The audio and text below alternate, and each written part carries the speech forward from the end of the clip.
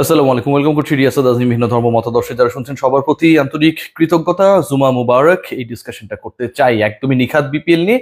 BPL সংক্রান্ত discussion আমি মানে নিলামের পরে আসলে খুব বেশি করার সুযোগ করি নাই। এবং আজকের এই আলোচনাটা যখন করছি ঠিক তখন আমার কাছে মনে হয় যে কোনো দল যারা আলটিমেটলি শিরোপার জন্য ফাইট দেবে, এবং আপকামিং বিপিএল আপনারা সবাই জানেন 26 ডিসেম্বর থেকে সিলেট পর্বতে শুরু হবে, এরপরে চট্টগ্রাম থেকে ঢাকায় ফিরবে। সবচেয়ে কম ম্যাচেস হবে ঢাকাতে, সেই ঢাকা মানে সবচেয়ে ম্যাচেস কম যেই ভেন্যুতে হবে সেই ঢাকা এবং নোয়াখালী।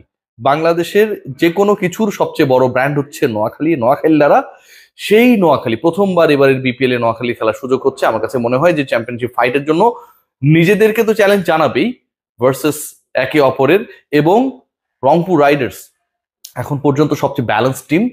রংপুর রাইডার্স এর জন্য এই দুই দল মাথা ব্যথার কারণ হতে পারে, যেই কারণে এই আলোচনাটা একটু যদি খেয়াল করে দেখেন যে নোয়াখালীকে নিয়ে অনেকেই আনহ্যাপি, অনেকের মধ্যে কিছু কষ্টের জায়গা রয়েছে যে নোয়াখালীর দলটা তারা আরো ভালোভাবে পেতে চেয়েছিল। কিন্তু and of the day BPL যখন রানের খেলা শুরু হবে, একটু আপনাদেরকে জানিয়ে রাখি আবারও যে প্রথম পর্বটা হবে সিলেটে প্রচুর রান হয় ভাই, প্রচুর রান হয় সিলেটের মাঠে। গুরুত্বপূর্ণ সেই ম্যাচটা ছিল Fortune Barishal versus Rangpur Riders. গেল বিপিএলই মানে এবছরেই যে বিপিএলটা হয়েছিল, সেই বিপিএল এ লাস্ট ওভারে জেতার সমীকরণ রংপুরের সামনে ছিল 27 রান। নুরুল হাসান সোহান কাইল মায়ার্সের এক ওভারে নিয়েছিলেন 30 রান। সিলেটে প্রচুর রান হয়, এবারও রান হবে, চট্টগ্রামে রান হয়, এবং সবশেষ যে টি-20 সিরিজটা বাংলাদেশ খেলেছে আয়ারল্যান্ডের বিপক্ষে, সেখানটা আমরা লাস্ট ম্যাচ বাদ দিলে অন্য দুই ম্যাচে দেখেছি যে রানস রয়েছে। সো এই যে রানস রয়েছে ডিউ ফ্যাক্টর, বাংলাদেশে এবারের বিপিএল এর প্রথম 24টা ম্যাচই হবে সিলেট চট্টগ্রামে। আমার কাছে মনে হয় ব্যাটিং ডিপার্টমেন্টে যে কোনো দলের যারা ডমিনেট করবেন তারা যদি কোয়ালিটি ক্রিকেটার হন, তাহলে দলের রেজাল্টে তাদের একটা বড় ভূমিকা থাকবে। Why I am discussing about Noakhali and Dhaka, why I am discussing that they could be a big challenger against Rangpur Riders. If you look at the top order batting lineup of Noakhali Express, আমরা কাদের পাই, মানে আমি আলোচনা করব basically এখানটায় opening এ কারা যাচ্ছে, এবং ঢাকার ক্ষেত্রে সাব্বিরের ব্যাটিং লাইন আপটায় কত নাম্বার অবস্থানে, how many matches is going to play for Dhaka. This is very much important discussion. দেখুন, নোয়াখালীর সবচেয়ে বড় পিক, চমকের পিক যদি আপনারা বলেন, ডিরেক্ট সাইনিং গুলো বাদ দিয়ে আমার কাছে মনে হয় হাবিবুর রহমান সোহান 50 লাখ টাকায় নোয়াখালীতে গেছেন, এবং Habibur Rahman Sohan he will be the opening partner with Soumya Sarkar against the opponent. মোটামুটি এটা শিওর। যতটুকু আমি টিম ম্যানেজমেন্টের সাথে, দল গড়ার সাথে যারা জড়িত, যতটুকু আমার কথা হয়েছে, খুব মানে ডিটেইলড কথা হয়েছে এরকমটা না, কারণ তারাও এখনো ফুল ডিসিশন মেক করে ফেলেছে, ব্যাপারটাও এরকমটা না। So Sohan and Soumya is going to be the opening pair. এখানটায় আরেকটা গুরুত্বপূর্ণ নাম, যে কুশলের কথা আপনারা সবাই জানেন, যে কুশলের আসলে ব্যাটিং অর্ডারটা কততে হবে। বাংলাদেশে এর আগে কখনো বিপিএল খেলেন নাই, শ্রীলঙ্কা পাকিস্তান সিরিজের কারণে আসলে তার ফিউচারটা কি সেটা আমাদের কাছে ক্লিয়ার না, বাট তিনি যদি এভেলেবেল থাকেন তাহলে hopefully he will be number 3। Number 4-এ চার্লস খেলবেন।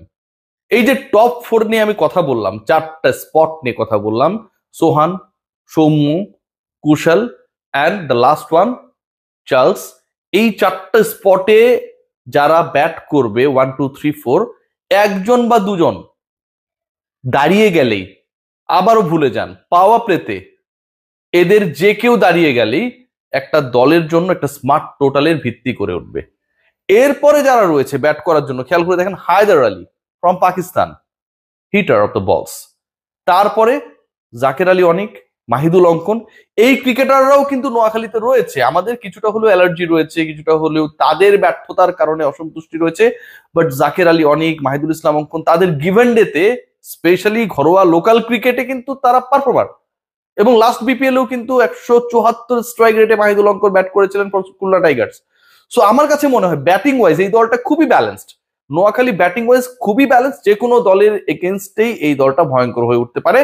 ইভেন যখন স্লো অ্যান্ড লো ট্র্যাকেও খেলা হবে, ধরেন এরকম বিধ্বংসী কেউ যদি দাঁড়িয়ে যায়, সেটাও কিন্তু প্রতিপক্ষের জন্য বিশাল চ্যালেঞ্জিং হবে। আমার কাছে মনে হয় Noakhali as a team is too good, এবং ব্যাটিং ডিপার্টমেন্টে যেহেতু মোটামুটি শুরুর 24টা ম্যাচই হবে হচ্ছে ঢাকার বাইরে, চট্টগ্রাম সিলেটে প্রচুর রানস রয়েছে, সেই রানস করার জন্য যেই ধরনের ব্যাটিং লাইন আপ দরকার, they have that batting department.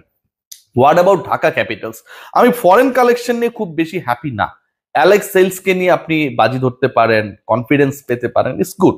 But অন্য যারা রয়েছে তাদেরকে নিয়ে উসমান খান বলেন, সানাকা বলেন, আকবরী বলেন, I am not that happy. But এখানটায় লোকাল ক্রিকেটাররা আলটিমেটলি আলো ছড়াবে। ঢাকা ক্যাপিটালস এর ম্যাচেসে এই ব্যাপারটা হবে, প্রত্যেকটা ম্যাচেই হবে আপনার অ্যানাউন্সিং দ্য 11 যে আপনি আসলে ঢাকা ক্যাপিটালসকে সাপোর্ট করছেন নাকি আপনি আপনার প্রিয় খেলোয়াড়ের জন্য কোন একটা দলকে সাপোর্ট করছেন। Say for example, you are a supporter of Riders, if you are a supporter of অন্য কোনো একটা দল, ধরেন চিটোগং, বাট হোয়েন এভার আপনি দেখবেন 11-এ নাসির বা সাব্বির রয়েছে, and you must wait for their batting, যে তারা কখন ব্যাট করতে আসবে। আপনি যদি তারা ভালো করে, despite being a supporter of Riders, you have to support Dhaka Capitals because you have unconditional love for these two cricketers. You are having Taskin Ahmed there as well. You are having Saifuddin there as well. 68 লক্ষ টাকায় সাইফুদ্দিনের ঠিকানা হয়েছে ঢাকা ক্যাপিটালসে। এখন এবার একটু আলোচনা করি যে আমি ফরেন কালেকশন নিয়ে নট দ্যাট হ্যাপি, কিন্তু লোকালে যারা রয়েছে খেয়াল করে দেখবেন যে এখানে অনেক বড় নাম নেই। লিটন কুমার দাসের মতো অনেক বড় সুপারস্টার, মুস্তাফিজের মতো অনেক বড় সুপারস্টারের নাম হয়তো এখানটায় নেই, বাট যারা আছে তারা কিন্তু গেম চেঞ্জার। এখানটায় রয়েছেন, আপনারা সবাই জানেন, সাইফ হাসান। সাইফ হাসান কি করতে পারেন, you know all. So Saif Hasan যখন এখানটায় থাকছে এবং বাংলাদেশ ন্যাশনাল টিমের ভাইস ক্যাপ্টেন, এই মুহূর্তে সবচেয়ে কনফিডেন্ট ক্রিকেটার, যেই ক্রিকেটার টপ 4 এর যে কোনো পজিশনে পারফর্ম করতে পারে, সেখানটায় সাইফ হাসান রয়েছে। এরপরে দেখেন তাসকিন আহমেদ, এখন পর্যন্ত ওভারঅল টি-20 ক্রিকেটের ইতিহাসে সেকেন্ড বেস্ট বোলিং ফিগারটাই তার, 7 উইকেট নিয়েছিলেন গত বিপিএল এ। আন্ডারমাইন করার কোনো সুযোগ নেই। Taskin is a very champion bowler এবং যে কোনো মোমেন্টেই তিনি আসলে ম্যাচের মোড় ঘুরিয়ে দিতে পারেন। খেয়াল করে দেখেন, আমি বোলিং এবং ব্যাটিং মিক্স করে বলছি।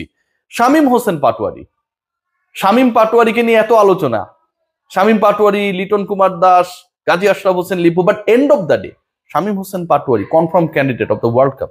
শামীম হোসেন পাটোয়ারি তার গিভেন ডেতে একদম চুরমার করে দিতে পারেন।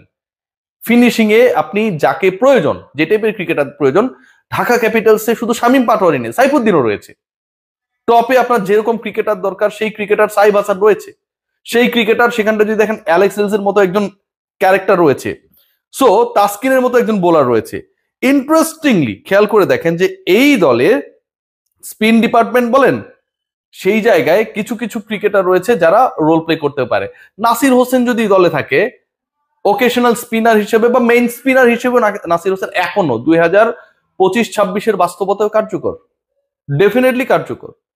সাব্বির রহমান কোন পজিশনে ব্যাট করবেন, আমার কাছে যেটা মনে হয় যে টপ 5 এর মধ্যেই সাব্বির রহমানকে ব্যাট করানোর কথা বা পরিকল্পনা। বাট স্যাড বাট ট্রু, আমার কাছে এটাও মনে হয় যে সাব্বির এবং নাসির কোনো ম্যাচেই একসাথে 11-এ থাকবে না, এই চান্সেসটাও কম, এই প্রবাবিলিটির জায়গাটাও কম।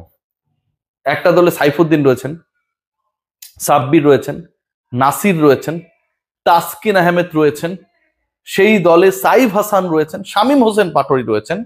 ঢাকা ক্যাপিটালস, যে যাই বলি না কেন, two good team to fight against any opponent. So আমার কাছে মনে হয় upcoming BPL is going to be very interesting. Riders এর এগেইনস্টে Dhaka Capitals and Noakhali Express, they are very balanced, এবং এই দুই দলের কেউ যদি চ্যাম্পিয়ন হয়ে যায়, ক্যাপিটালস বা এক্সপ্রেস, আমার কাছে মনে হয় অবাক হওয়ার কিছু থাকবে না। তাদের ব্যাটিং ডিপার্টমেন্ট, তাদের ফিনিশিং ডিপার্টমেন্ট, এবং একই সাথে যেহেতু প্রথম 24টা ম্যাচের ভেন্যু সিলেট, চট্টগ্রাম, এবং ওই 24টা ম্যাচই ডিসাইড করবে টপ 4-এ কারা কারা যাবে যাবে না, কত পয়েন্ট নিয়ে যাবে যাবে না। এখানটা আমার কাছে মনে হয় there is a big possibility for this two teams. Take care, সবাই ভালো থাকবেন।